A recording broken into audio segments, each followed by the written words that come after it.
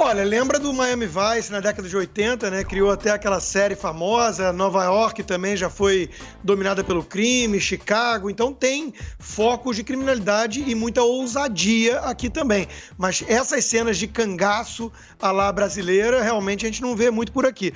Eu queria trazer para o debate exatamente o aspecto cultural, Lacombe, se me permite, e perguntar principalmente para o capitão Derrite, né?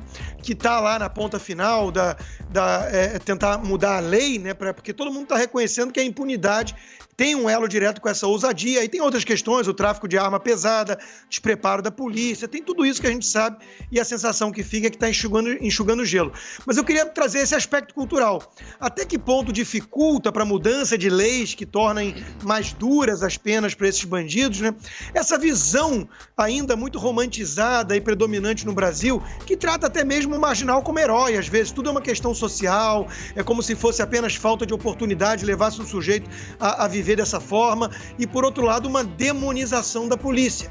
A polícia é tratada como fascista. Nós somos do Rio, Lacombe, a gente sabe muito bem o que aconteceu com essa mentalidade desde que Brizola assumiu e blindou favelas e por aí vai. Então, como é que fica esse aspecto cultural, essa mentalidade que trata, por exemplo, como herói, ou tratou já, né, um terrorista como Cesare Battisti? Porque nós sabemos da ligação desses narco-guerrilheiros, desses comandos vermelhos e tudo mais com o fator ideológico político. Como é que fica isso na questão do Congresso?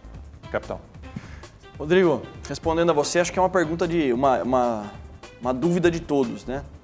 Vocês não imaginam, primeiro, a minha frustração e, segundo, a dificuldade que é aprovar no Congresso Nacional qualquer medida que venha a encarecer o custo do crime. E por que eu falo encarecer o custo do crime?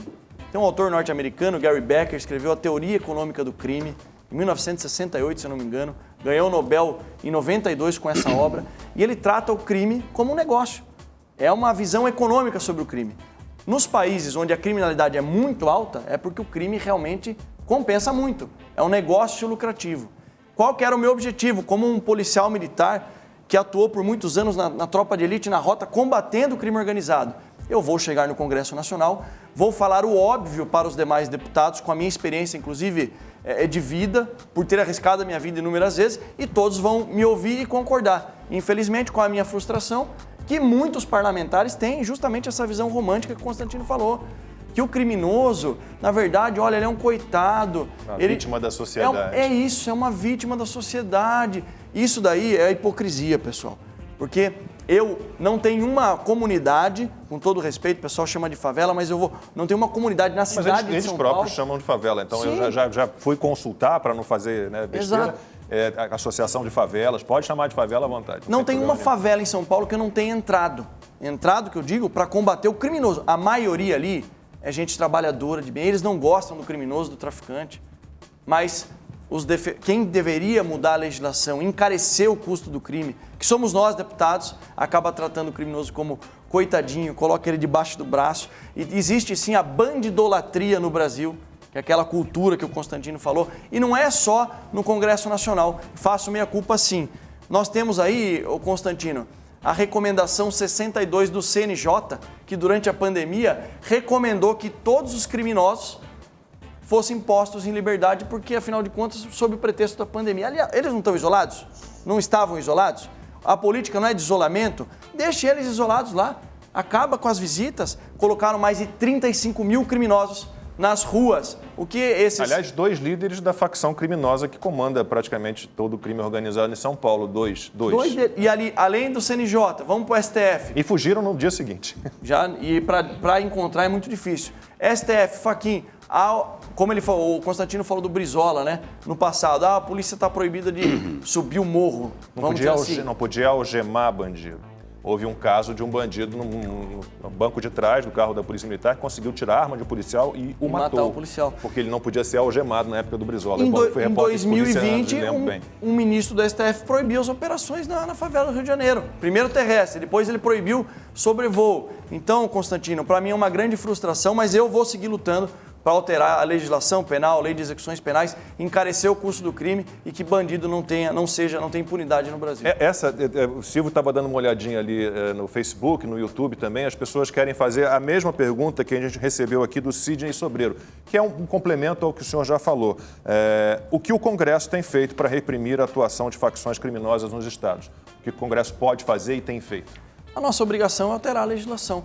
Veja, esse exemplo aí do cangaço, aí dessa ocorrência de Araraquara. A nossa tentativa no Congresso, nesses 2 anos, foi equiparar esse tipo de crime, de furto a caixas eletrônicos utilizando explosivo, ao crime de terrorismo. Mas posso fazer um parêntese, capitão? Claro, se eu estiver equivocado, o senhor me corrija, tá? A impressão que eu tenho, e eu acompanho a atividade legislativa há um bom tempo, é que esses projetos, eles já param na comissão, eles já param na origem. Se eu tiver errado, você me corrija. Eles não chegam nunca ao plenário. Então, porque essa militância ideológica dos partidos de esquerda, e eles têm, quando tem ali a eleição do presidente da Câmara, tem também a escolha de que partido indica deputado para qual comissão. É isso. E eles já minam essas comissões justamente para que esses projetos morram ali, embrionários. Você está parcialmente correto. Eu vou te trazer uma informação. Isso acontecia em legislaturas anteriores. Eu acho que a esquerda nem tem toda essa força hoje em dia, né? Infelizmente tem por nas causa... comissões. Infelizmente tem, porque o combinado da esquerda para apoiar o Rodrigo Maia foi justamente essas pautas não deixar pautar no plenário. Nas comissões a gente avançou muito. Eu fui vice-presidente... Mas o pacote anticrime foi pautado, foi votado. Ele foi destroçado, né? Ele foi completamente desidratado. Sim, mas aí é o processo legislativo, né? A gente vive numa democracia que a gente vai fazer. Também concordo em partes, Amanda. Você tem razão em partes do que você fala. Mas o que o Silvio falou, nas comissões a gente conseguiu um êxito muito grande. Só que o regimento interno da Câmara dos Deputados fala o seguinte: o que vai ser pautado no plenário é um poder absurdo na mão do presidente da Câmara e com o Rodrigo Maia, infelizmente, nenhum projeto de lei significante para a segurança pública foi pautado. Nas comissões avançamos. Eu fui vice-presidente da Comissão de Segurança Pública, mas parava no plenário, não era colocado para... Eu não ligo de perder na votação. É isso que a Amanda falou, por isso que eu falei que concordo em partes. Democracia existe para isso. Eu não ligo de perder no voto, mas vamos votar. Vamos ver a população pressionando os deputados, que o deputado morre de medo de rede social. Aqueles que defendem esse tipo que idolatram o bandido. Eu não ligo de perder no voto, mas infelizmente nem no plenário esses projetos chegam a ser analisados. Diógenes, e você, de que maneira reage? Por exemplo, tivemos nas últimas eleições para governo do estado no Rio uma candidata dizendo que o assalto ele é legítimo, porque o assaltante tem o direito a ter o que você tem e ele não teve condições de ter. É mais ou menos a história de todo bandido é uma vítima da sociedade. Eu vejo assim como uma definição, uma palavra para definir isso é uma hipocrisia, né? Nós somos um país muito desigual, a Covid-19 mostrou o tamanho da nossa desigualdade e eu acho que até um pouco por conta disso, as pessoas acabam confundindo uma coisa com outra, né? Por exemplo, na medida que o capitão Derrite citou aqui a questão de não subir numa favela, né? Nós estamos prejudicando as pessoas que moram lá, porque a esmagadora maioria das pessoas que moram numa comunidade é gente de bem. É gente que acorda cedo, pega 3 ônibus para trabalhar, pega mais 3 ônibus para voltar para casa. E não é refém da polícia, é refém de traficantes. É refém desses criminosos. Né? Então, esse é um aspecto que causa muita estranheza para nós. E eu queria também deixar registrado aqui um fato emblemático, né? Quando o capitão Derrite, deputado, citou aqui essa questão da soltura de presos, né? Do CNJ.